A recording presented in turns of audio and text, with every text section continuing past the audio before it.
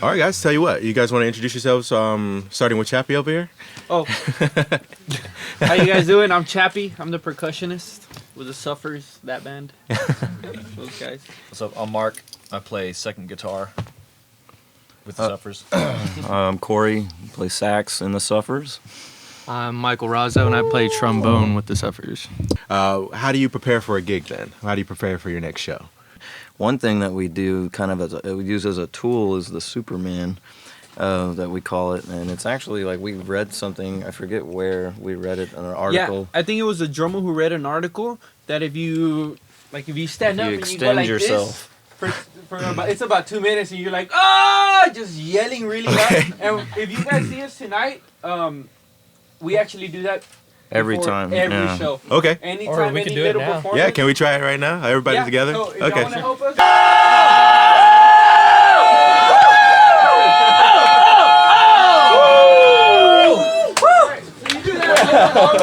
Thank you, guys. And then that's usually what we do literally right before we play the first song Excellent. all the time. Excellent. We've also learned you're not always gonna have a green room or somewhere to change.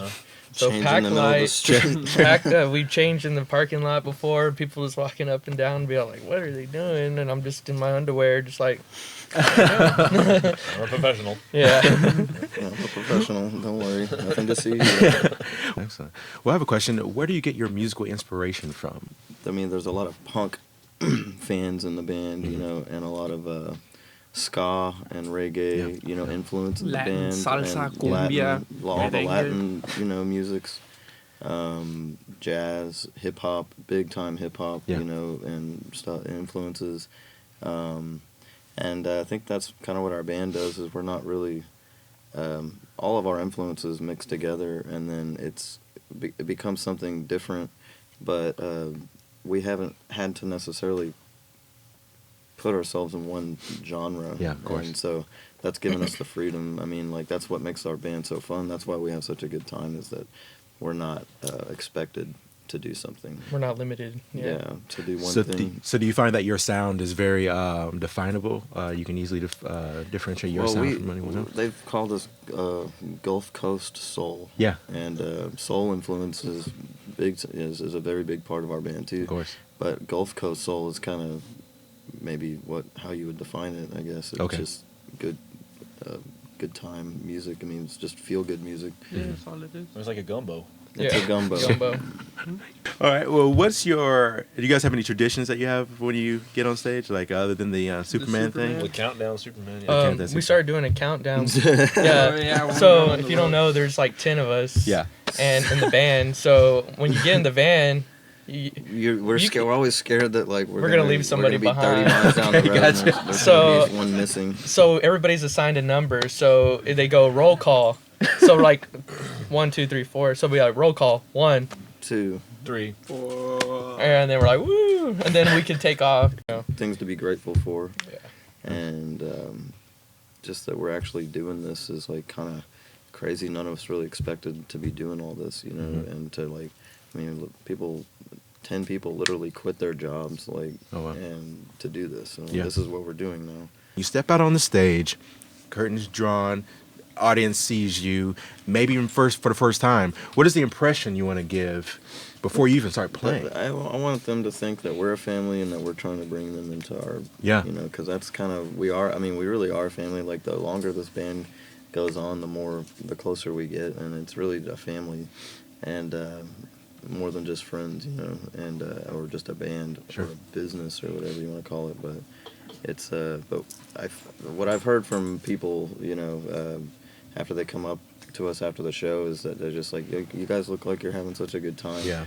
And I feel like I'm there with you having a good time, and that's kind of what we want, you know. Because people are used to seeing small bands and they don't realize they're playing with a backing track. We don't follow no tracks or anything. It's a real live band. Sure. We're not following It's a a click sound track that or anything. you don't hear Yeah. a whole lot.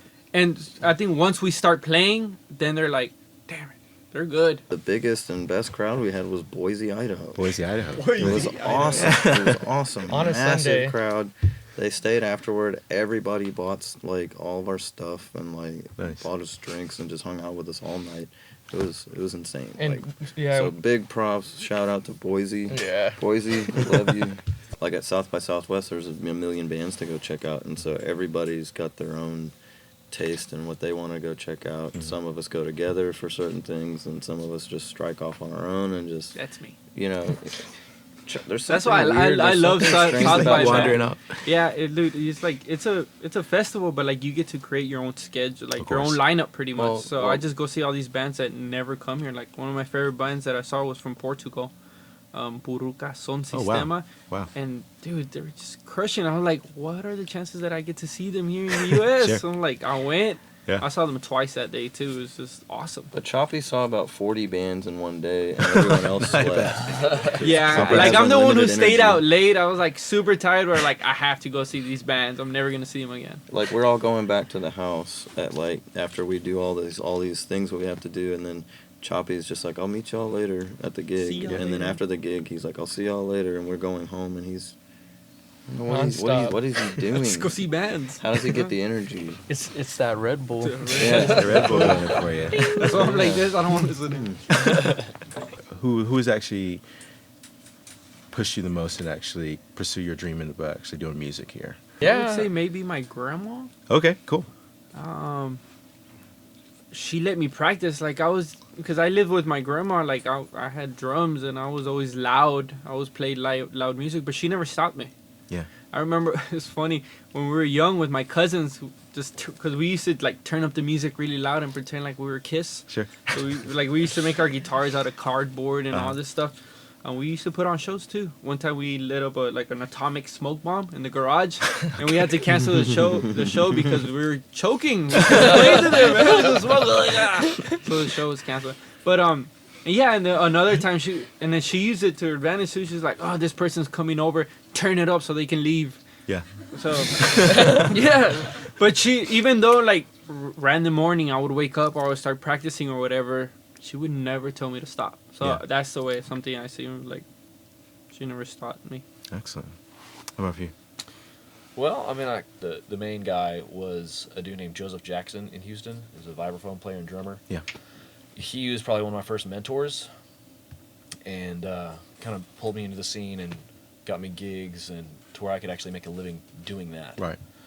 And once that started, I mean, that was pretty much it. I couldn't get out of it. He passed a few years later than that. Mhm. Actually, when I was on my first tour, Right. I got a call from my girlfriend, and she was like, "Yeah, Joseph passed," Hmm. which was super rough. But at the same time, it's like he was the one that had put me in the place to actually be on that tour in the first Right. place. Right. So it was kind of like, he set me on the path, and he left. Absolutely. Basically, once I started hearing the music that like the music of people like Sonny Rollins and Charlie Parker and Louis Armstrong and all these people, it's like I understood it. It's like they were speaking a language that I understood, Right. and I also wanted to know just how do you improvise like that? How are you free like that to do that? I want to know, like, because they're so free and they're speaking.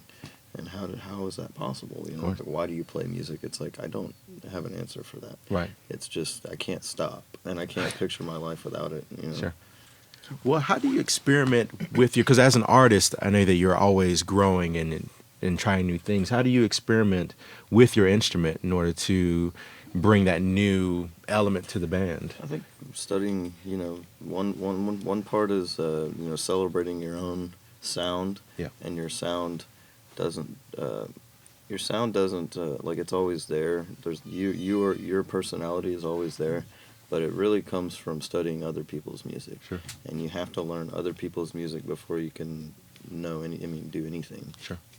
So studying other people's music is key in creating your own music. Of course. You have to learn the language first. You have to learn lots of things before you can even begin to think that you can come up with your own music. Sure.